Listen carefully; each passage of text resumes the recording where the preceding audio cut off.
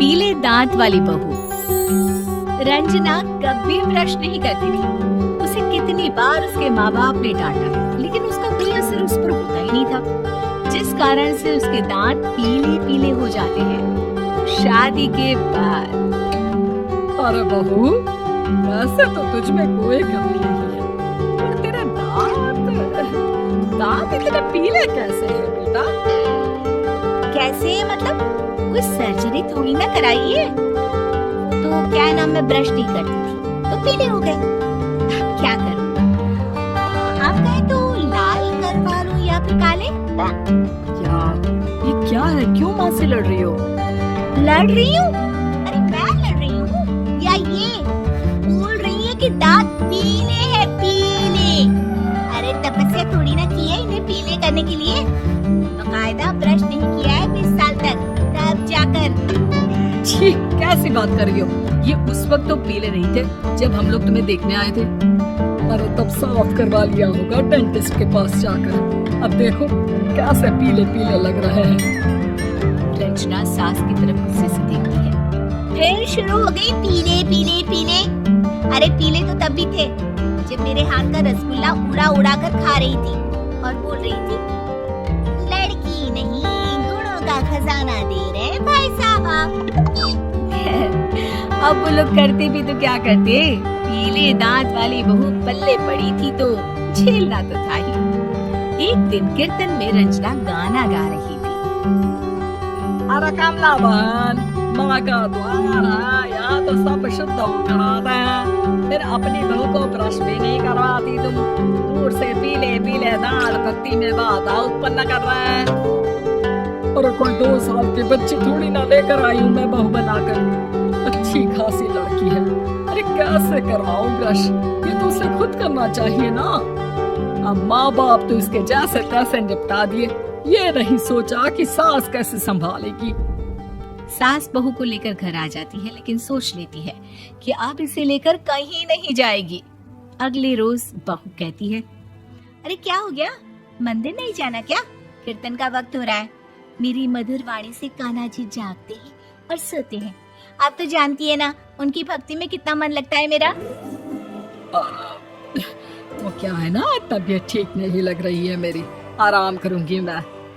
तबीयत ठीक नहीं लग रही? अभी तो मिथुन के गाने पर नाच रही थी आप, और अब बोल रही है कि तबीयत ठीक नहीं लग रही। अरे भक्ति में मन लगा लो सासू माँ, ऊपर जाना है, क्या मुंह दिखाओगी आप? हाँ? सास को बहू की बात पर गुस्सा आ जाता है। मैं क्या मुंह दिखाऊंगी, इसकी चिंता तो ना कर, समझी? अपने मुंह की चिंता कर, जो ये पीले पीले दांत लेकर हर जगह पहुंच जाती है। पता है लोग कितना मजाक बनाते हैं। ना जी ना, मैं नहीं जाना कहीं तेरे साथ। तो ये बात है।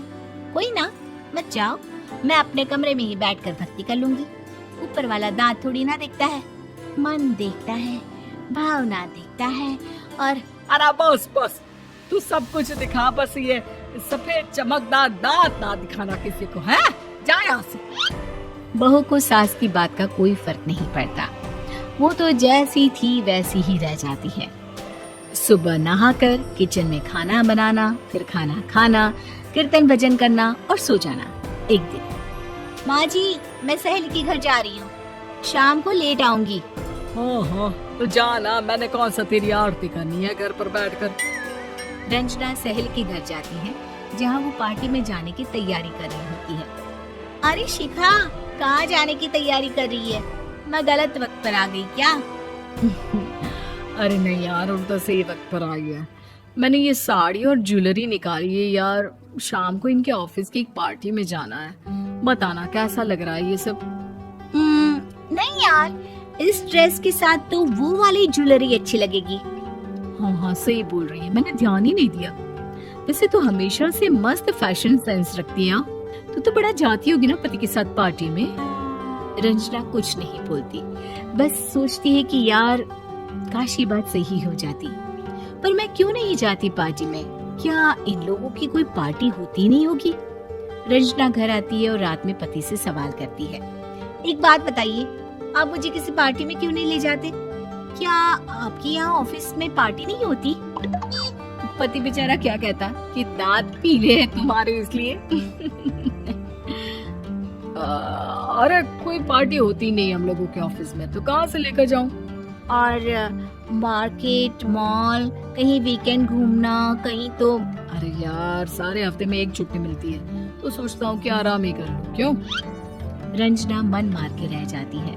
पहले कभी सास के साथ मंदिर जाया करती थी, लेकिन वो भी सास ने ले जाना बंद कर दिया। घर बैठी बैठी रंजना बोर हो जाती है। तभी उसे आइडिया आता है और वो मायके जाने का सोचती है। सासू माँ, 2 दिनों के लिए मम्मी के घर जा रही हूँ। अच्छा ठीक है, आराम से जा। और हाँ, माँ से कुछ अच्छी आदत सीख कर आना कि कैसे शरीर के हर भाग की तरह दांतों की सफाई भी जरूरी होती है, समझी? शुरू हो गई ना आप। वो लोग आपकी तरह नहीं है कि छोटी छोटी बात का बतंगड़ बना दे।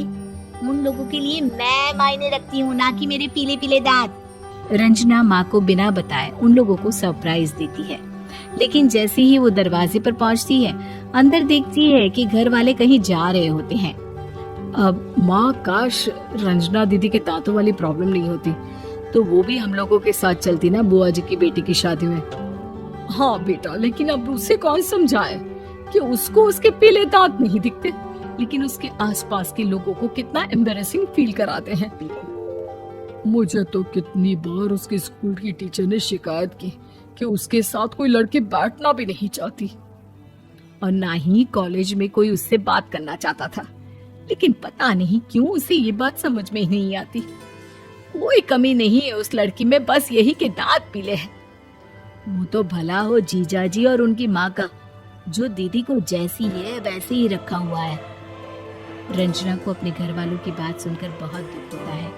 वो सोचती है कि वो क्या करे, लेकिन फिर वो सीधा डेंटिस्ट के पास जाती है, अपने दांत चमकाती है और कसम खाती है कि वो रोज ब्रश करेगी। अरे क्या हो गया, तुम तो 2 दिनों के लिए गई थी ना, पर कोई ना, अच्छा है, चलो आ गई तो। रंजना सास के सामने आकर खड़ी हो जाती है और पूरी स्माइल करती है, उसके चमकदार दांतों को दिखाती हुई। चले मंदिर। माँ, मुझे माफ कर दीजिए, मैंने आप लोगों को बहुत एम्बैरेसिंग फील करवाया। मैं आज से रोज ब्रश करूंगी।